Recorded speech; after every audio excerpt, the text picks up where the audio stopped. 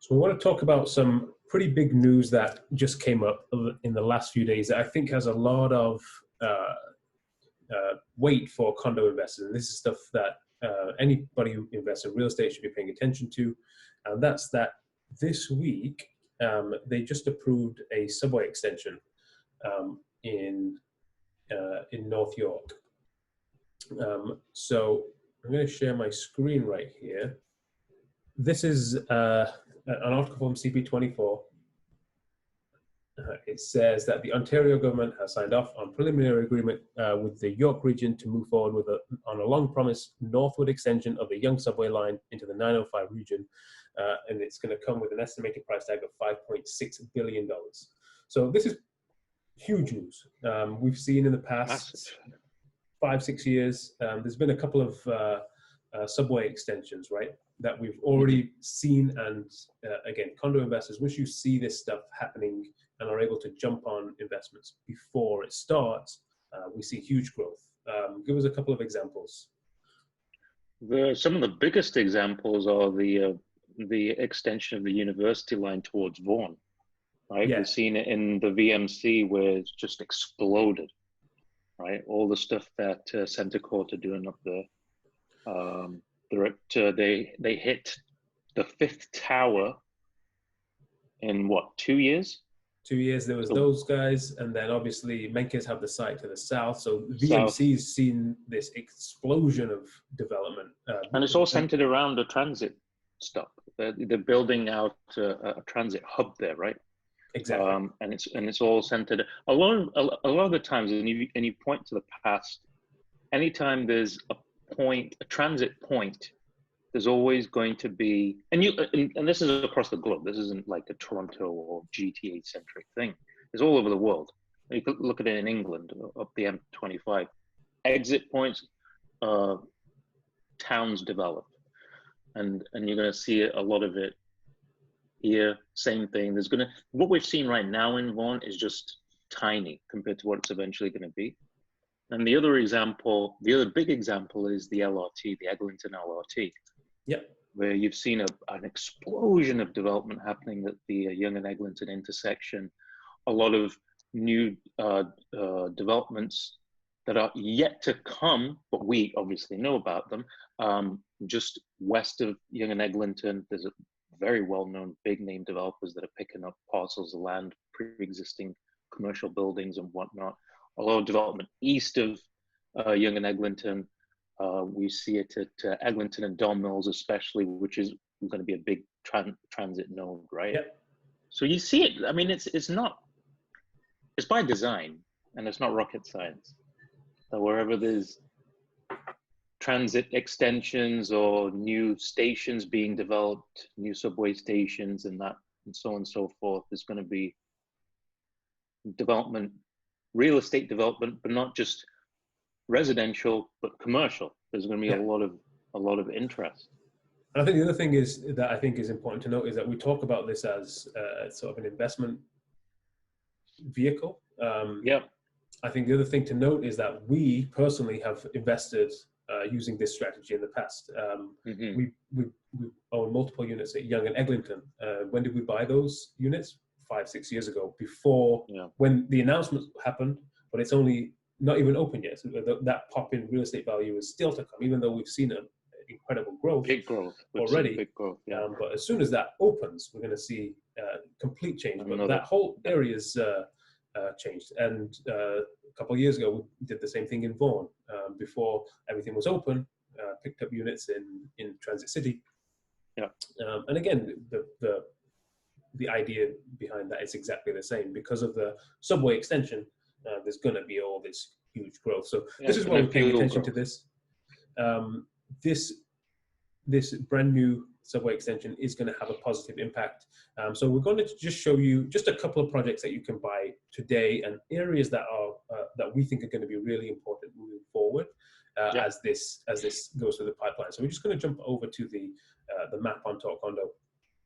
And I've set the filter to selling. So this is just showing active projects today. It's not showing future projects that are in registration phase or in the pipeline. We're just showing active projects that you can buy today that I think are good value that we're able to jump on.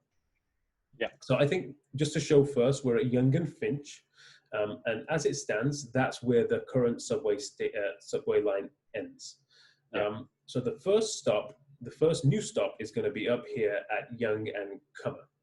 So the first big winner here is M2M.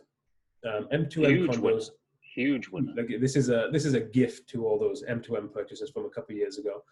M2M condos is 2 towers, and the first 2 towers are over 80% sold. And they actually just came out with a brand new release called M2M Spaces. And M2M Spaces is the larger suites at M2M condos. You've got townhouses, you've got the sky suites and the penthouses. So this immediately is a massive, massive winner. Instead of being 4 minutes to the subway, you're now 30 seconds to the subway, because we've got to stop right here at Yonge and Cummer, and you can see just how close that's going to be. So they're definitely worth checking out. M2M Spaces, the brand new release starts at just shy of 900,000, and it's great right now because they have an amazing deposit structure of just 10% down until occupancy, which is 3-4 years away still. Going north a little bit, the next stop is going to be at Steeles. So there's a project there that's closing this year. Later next year is the Vanguard. And again, this is a project geared more towards the high end. This is an area that we think is going to get a lot more development coming, but as of right now, this is probably the biggest benefit to that new stuff. And that one other thing to know about is the Yonge and Steeles intersection is going to be an intermodal as well. So intermodal, what's the importance of having an intermodal? Well, it's going to have a lot more access to a lot more vehicles, I guess, type of vehicles. So train, the subway extension, obviously, but bus terminal and whatnot. Yeah. So intermodal is just where multiple transit lines meet. Yes. Yeah. So the next one going further north is at Clark. And going back, and sorry, why that is important is accessibility, right? Ultimately, individuals that, choose not to live in, say, the downtown core because of the hustle and bustle, individuals, say renters, tenant pool or whatever, those that choose not to live there can potentially choose this as an area to live in terms of a tenant pool. Like from an investment standpoint, I'm saying for a tenant pool, potential tenant pool, because it's an intermodal, you have access to multiple areas across the GTA to downtown Toronto because of the extension. So it just becomes more attractive. Yeah, and I think just looking at other intermodal hubs around the city, you'll see that that's where we do see a concentration of development. So intermodal, what's another intermodal? Yonge and Eglinton is an intermodal hub. Union Station, Yonge and Bloor. So these are all very, very high demand areas, and that's why it's important to highlight that. So the next station moving north is going to be at Clark Avenue. As of right now, not a whole lot of development, but again, it's an area that we're going to keep an eye on. The next one moving further north is at Longstaff. Royal Orchard. Yeah, further north. We're just going to go north a little bit. Here we go. So this condominium here is a luxury condo by Tridel, and it's actually really, really unique because it sits on the golf course. Stunning. It's a beautiful project. Absolutely amazing. If you've not checked it out, it's worth checking out. Suites there start from $1.2 million, but you're on the golf course. You're overlooking the golf course, and it's a really, really, really unique project. So I think that's going to be a real winner there. Absolutely. And then the other one we wanted to highlight here was just a little bit further west here. There's a little pocket of development that's going to go on around Centre and Bathurst. And we've already started to see this play out. There's been 3 or 4 projects here, but this is an area that's going to get a lot of development moving forward. It's one that we're really watching closely. A lot of our clients have already invested in this area. But because of the proximity to a couple of subway lines, this is an area that's going to be really, really attractive. Price points are very, very good still in the 800s a foot.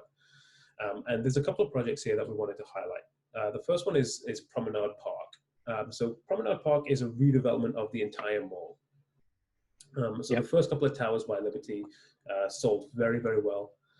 There's still units available at very good price points here. We see some availability around 500,000.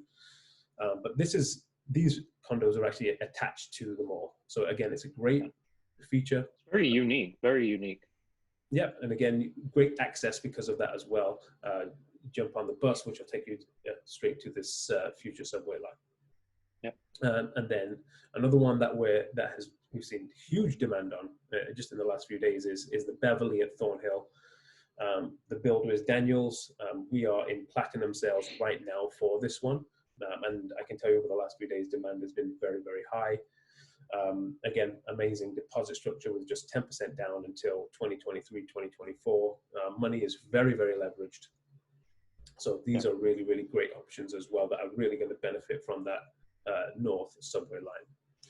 And then last but not least, the next subway station is going to be just further north as we wrap around. It's going to be in this area here, the Richmond Hill Center Terminal. Now, this is an area that I think is going to be, again, an important one to watch over the next little while. There's not a ton of active developments right now. Right now, you can see this is one active development, 8888 Yonge. Prices, again, lower than $800 a foot right now, next door to a potential subway line.